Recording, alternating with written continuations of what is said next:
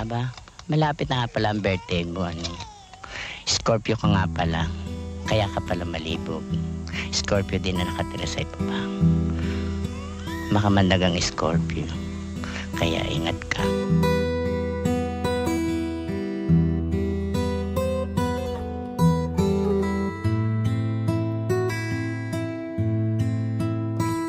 Bago pa man ang lahat, bago mo pa makita ang pangatlo at ang pangalawa, ay matagal ng panahon ang lumipas ng mailatag ang pinakauna.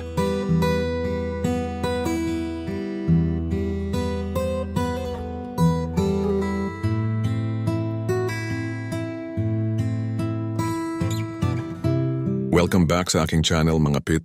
Magbalik na naman tayo sa nakaraan para balikan ang pinagbabawal na palabas.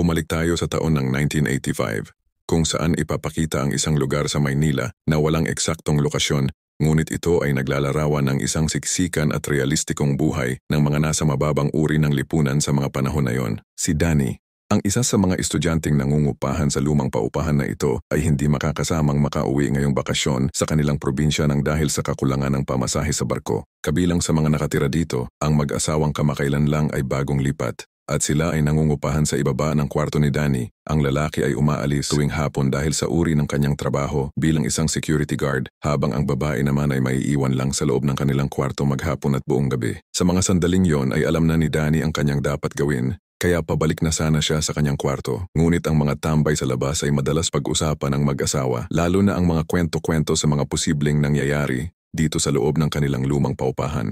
Ikaw talaga, bakit palagi sarado yung bintana ng kwarto mo? Pinubuson mo yung asawa ng Sikyo, no?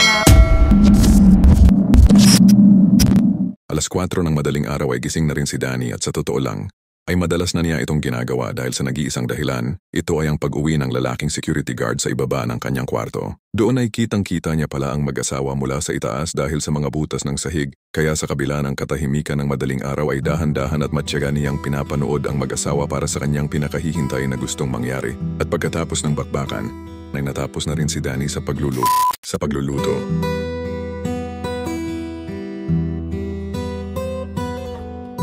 Kinabukasan ay muli niyang nasilayan ang asawa ng security guard nang magpagawa ito ng kanyang butas na planggana, at doon si Danny ay sandali na namang napatulala sa kanya na parang tinamaan ng lintik. Ito ang kaibigan niyang si Feli.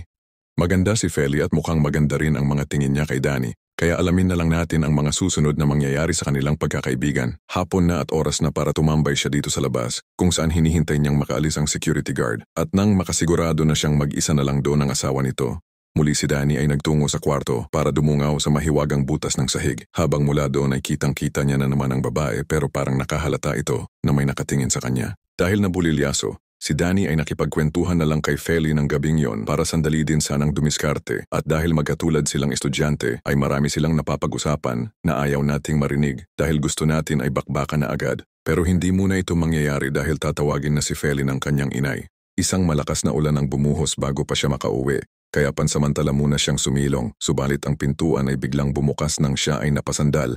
Ang pinto kung saan nakatira ang mag-asawa, alam ni Danny na wala dito ang gwardya, kaya naglakas loob siyang pumasok. Kabisado niya ang mga dapat ikilos upang hindi makahalata ang babae. Dahil alam niyang hindi naman ito bumabangon, ay ginawa niya ang eksaktong ginagawa ng asawa nito sa tuwing ito ay nauwi ng bahay. Kaya nagtungo muna siya sa lamesa at nagkunwaring siya ay kumakain. Kabado si Danny, pero tanaw niya ang babae sa likod ng kurtina na mahimbing pa ring natutulog, kaya mas lalong nanaig ang kanyang kagustuhan sa makamundong pagnanais. At ng gabing yon, habang walang kamalay-malay ang babae at malakas ang ulan sa labas, ay nangyari na nga ang pinagbabawal na palabas.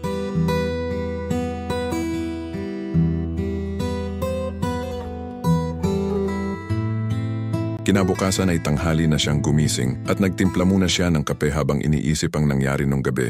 Muli siyang sumilip sa butas ng sahig kung saan nakita niya na naroon na ang security guard na walang kaalam-alam. Habang pagsilip niya sa isa pang butas, ay nakita niya na natutulog pa rin ang babae na wala ding kaalam-alam. Sa lahat ng tao dito sa paupahan ay si Mang Henyo, kay Mang Henyo na walang malay.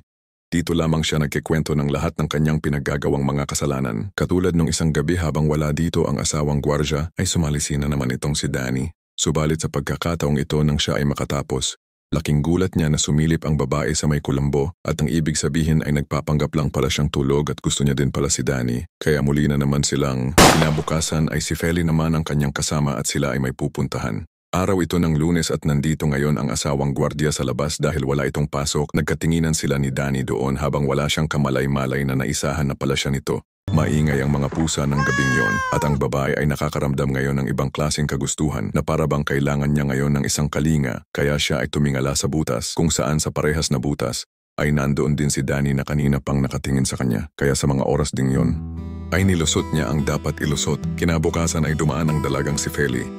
Wala lang, gusto ko lang i-share para makita nyo din. Pahinog ka! Malakas na naman ang ulan ng gabing iyon kaya dito din sa lumang paupahan ay malakas din ang mga tulos sa bawat kwarto. Pero sa kabila nito ay wala pa ring pwedeng umawat kay Danny sa pagpunta sa ibabang silid kung saan ay alam na ng babae ang kanyang pagbisita ng ganitong oras. Nang mag-umaga ay inayos ng kanyang mister ang dinaanan ng mga tumulong tubig ulan habang ang kanyang magaling na asawa ay kunwaring inosente, kawawang lalaki. Isang lalaki ngayon ang hinahabol ng mga nakatira dito sa paupahan sapagkat nahuli nila itong naninilip kay Feli at nang dahil sa ingay na dulot ng kaguluhan ay lumabas ang security guard na kasalukuyang natutulog at nang makita niya ang lalaki ay agad niya itong pinaputukan ng baril. Hindi naman ito napuruhan pero ang kaganapan ay malinaw na nakita ni Danny at nagbigay ito ng babala sa kanya. Paalis na sana sina Feli at Danny para manood ng sine.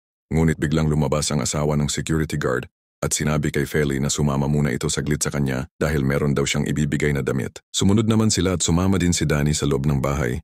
Inalok niyang isukat ito ni Feli sa kwarto na kurtina lamang ang harang at mula doon habang nagbibihis si Feli at naiwan sila ni Danny sa labas ng kurtina ay dinakma niya ang ulo ng tuta.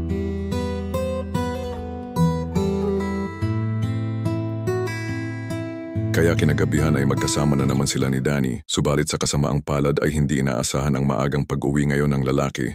Agad niyang pinatago si Danny sa ilalim ng kama habang siya ay kunwaring natutulog. Ilang pulgada lang ang distansya mula sa kanya ng dalawang paa ng security guard na naglalakad patungo sa kama, kung saan kunwaring natutulog ang babae at habang siya ay nasa ilalim, ay rinig niya ang maganit na tunog ng kama na dulot ng bakbakan sa itaas. Ang mga kasama niyang lalaki sa kwarto ay dumating na ngayon galing probinsya. Siyempre wala doon si Danny sapagkat hanggang ngayon ay nasa ilalim pa rin siya ng kama at hindi pa rin siya nakakaalis.